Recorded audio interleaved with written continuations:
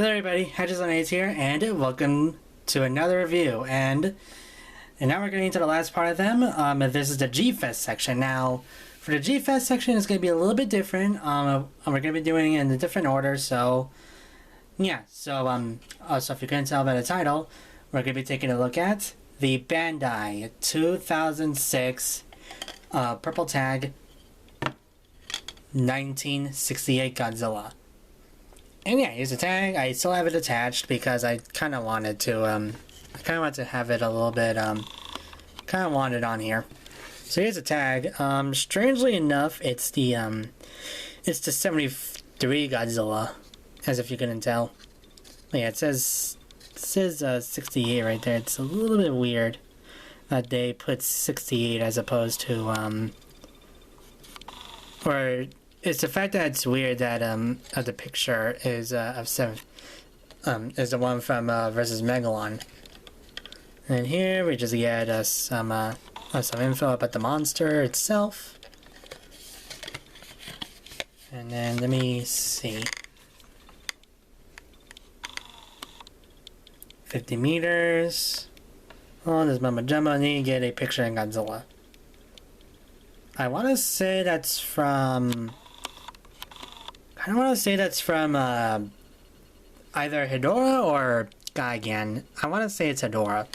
So yeah. And yeah, there we go. Standard 2006. Yeah, as you can see, there's the sticker. And yeah. So let's get to the figure itself. So the sculpt of it is very, very nice. It's very nicely done. The head of... let's look at that first. Focus. So the head is kind of like the 68. It's very close to it, actually. The eyebrows look very nice, as well as the nose, the mouth. And then the spines, they look like they're from the movie. Now, this one's a little bit crooked right here. It's a little bit more straight. This one's probably the not the best one, and it could be. Arms look nice too. They have this very human-like, arm, and the claws as well. And the just a little bit of scales here, look very nice on this figure. Then the 3 toes, and then the tail. Tail's not too long, but it's lengthy at the very least. And as for paint, he's pretty much, he's nearly accurate to the suit. Unfortunately, here at the mouth, it's a little bit too much, of the pink, for the mouth, but it's fine. It's not too much. Fortunately, the teeth are all one sculpt, but are still painted at the very least. And the eyes, they look a little bit fearsome. And here's this little white streak on the belly, and then some white on the knees. And the claws, they're nicely painted as well. And the feet as well. Although there is a little bit of white on them. I don't know if you can see it. It may just be me, but I do see a little bit of white on it. Could just be dust. And then the spines or the paint for the spines is... I'd say it's nicely done, but it's a little bit pepper sprayed. It just looks very peppery. I don't know, like it's... Or not pepper, but like a salt. Like, I feel like, the paint is fine from the side, but when you look at the top, there's a little bit more white than there could be, or should be.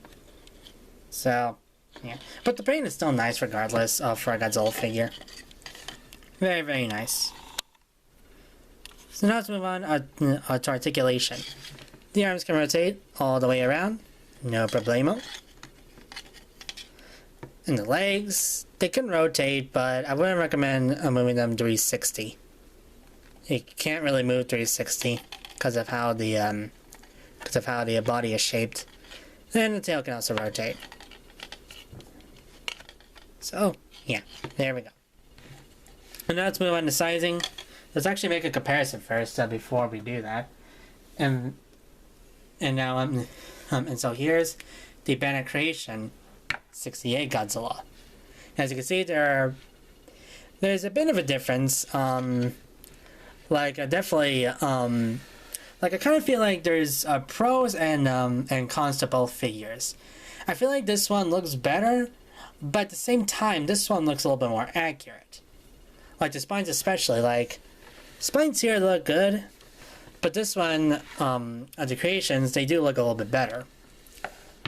While at the same time, the mouth on the Bandai Creation is a little bit weird, while this one looks better. Like it actually looks like the 68 Godzilla. I don't know, it's really weird. But overall, like as you can see, the creation is bigger. Like it's more of an 8-inch, if I could be perfectly honest. Let's move on to pretty much his, I guess, buddy. Even though I really don't think these two are really buddies. Anguirus. This looks good. I mean, it's nearly size accurate. Although I think it used to be a tad bit bigger, but you know what? This is fine. This is fine. You can make this work. And let's bring out Hydra. Now, this is very inaccurate, as you can see here, because Hydra is way too small. I feel like Hydra should be about this big, because he's really big in the movie. Like, I want to say, about 65 meters, I want to say. He's a little bit on the bigger side, but yeah, as you can see, not really the best. Let's bring out Gigan. And yeah, this is pretty accurate. Gigan is bigger in the movie. He's like about 60 meters, I believe. So, yeah, this is pretty accurate. Especially when he, dings his head. So, yeah. And then one more, just because, why not? The last of the purple tag, Jet Jaguar. And yeah, if you really want these two to pair up, it looks good.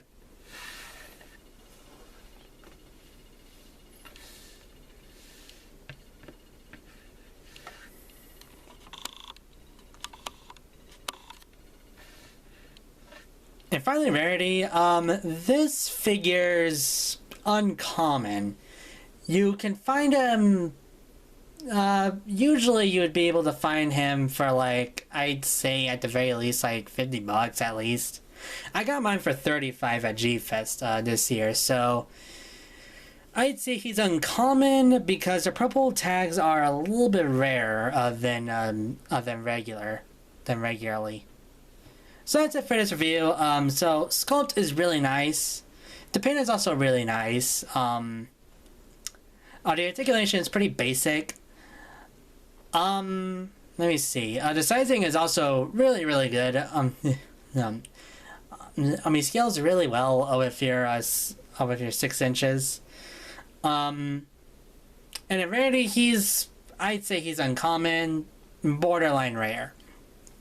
So overall, I'm gonna give this figure an 8 out of 10. An 8 mainly because of the paint scuffs on mine. And I guess also because the spines, they look a little bit too bonish. Or I guess a little bit too gray. I don't know, the paint does look fine on the spines, but I feel like they could have done a little bit more bone white. So yeah, so that's it for this review. So that's an 8 out of 10 for this guy, and I'll see you guys later. Take care. Bye bye.